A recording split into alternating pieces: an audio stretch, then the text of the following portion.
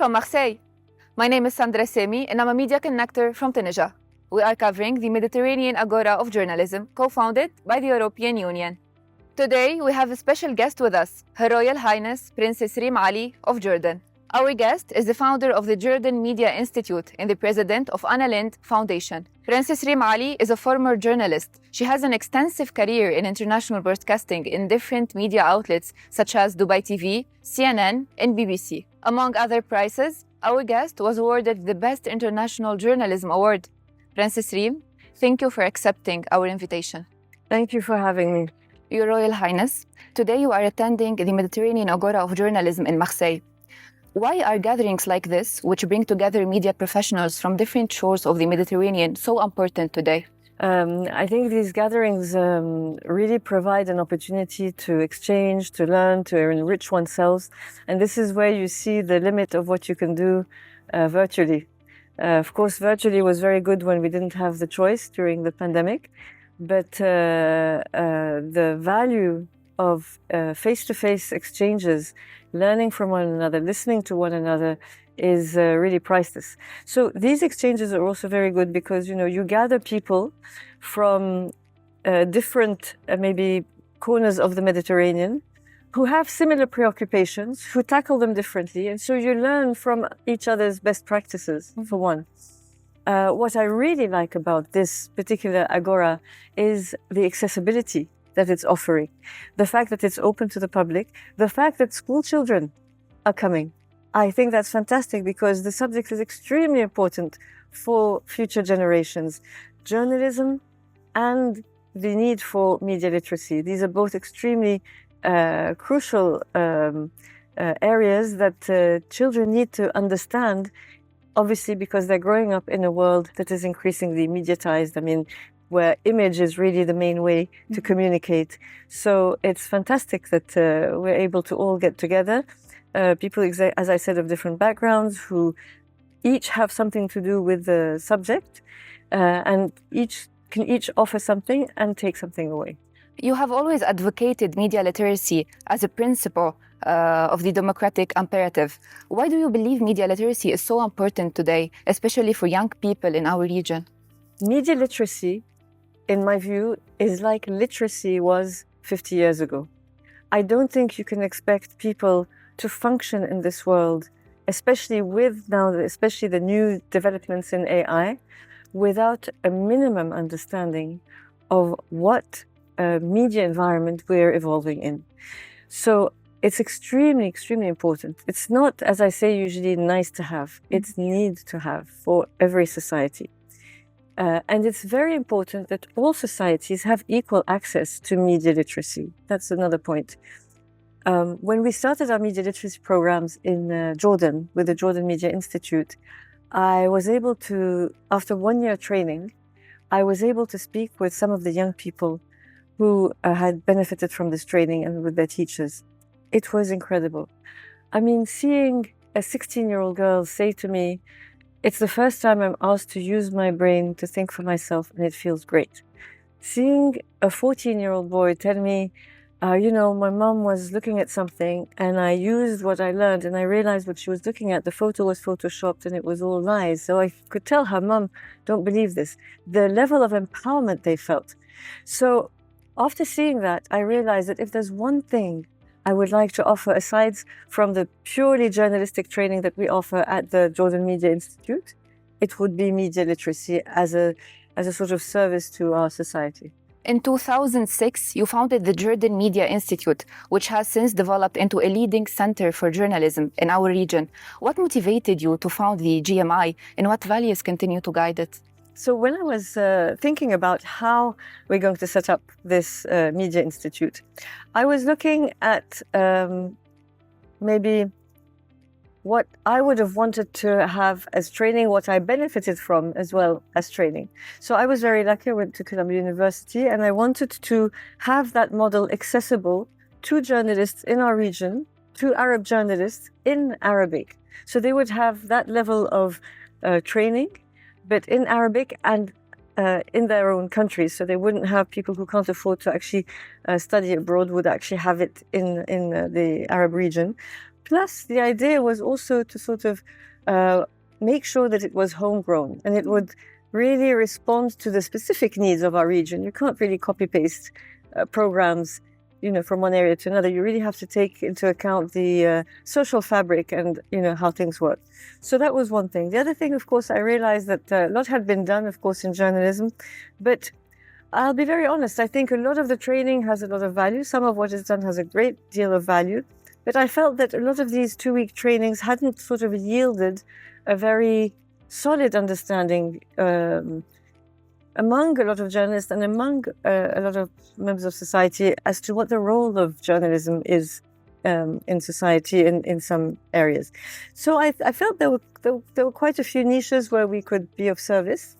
And I thought that, giving journalism a master's program, at the time there were no other master's program in pure journalism. A lot of it was communication and PR, but pure journalism there was not.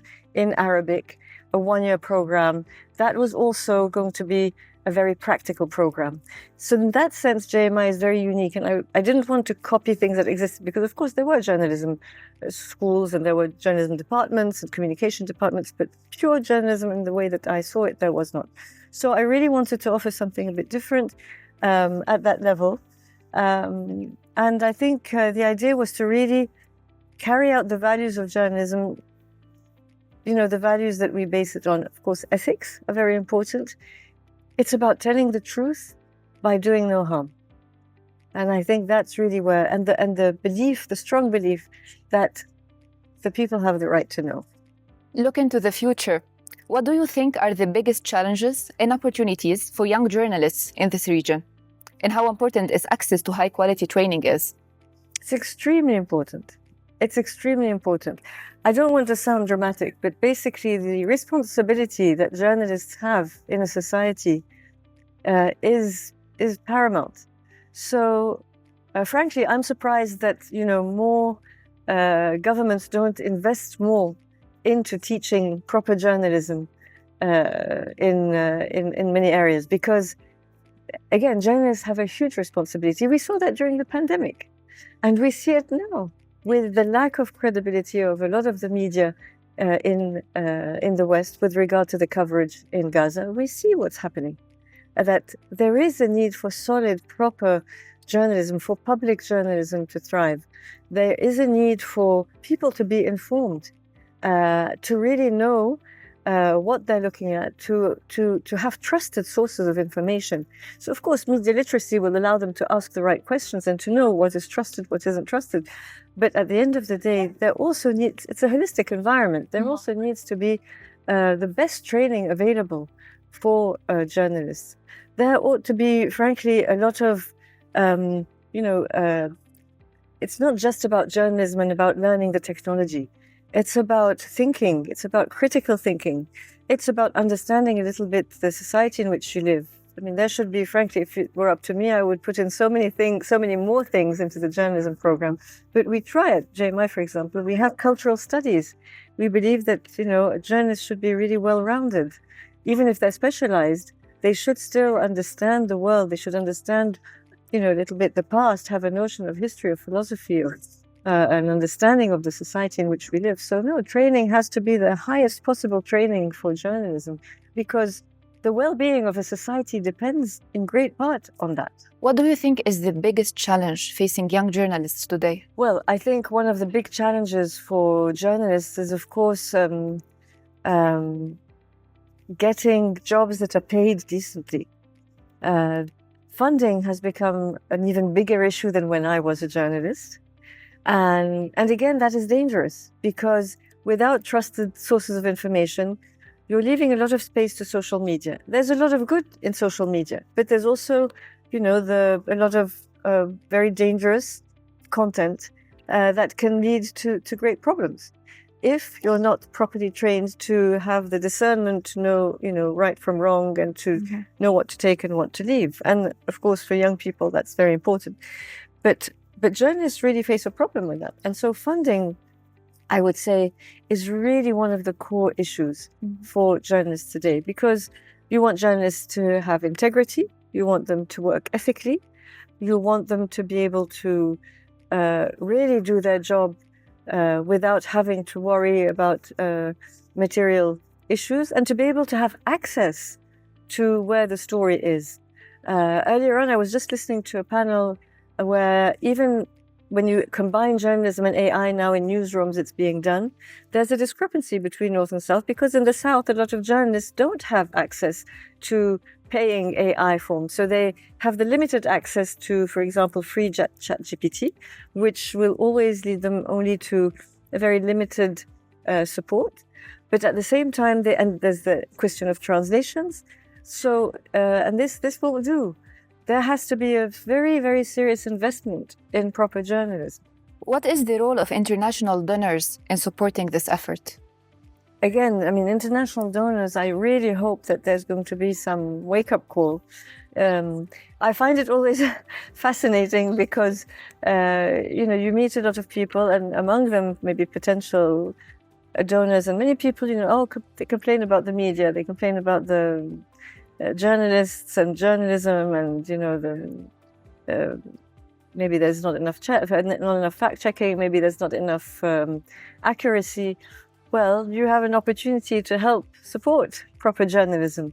So you can't sort of complain and not also put your money where your mouth is, so to speak. I don't want to sound crass in any way, but I mean, it's extremely important that international donors realize that they can really be a part of the solution. They have a chance to be a part of the solution. And by the way, the more international donors there are, of course, the better because you don't want media to be in the hands of one person or a monopoly, because of course then that reduces the independence of media. So the international donors, with the awareness that a proper independent media is important, and I would say a proper independent and public media is important, which means that of course you really need that public support for media that will help in terms of what the content is that is relevant to the audiences it serves. Thank you for your presence. Thank you for supporting Media Connect initiative by being with us today. We want to thank you for contributing to the future of journalism today. And we end by our message: let's be constructive and let's build a better future for tomorrow.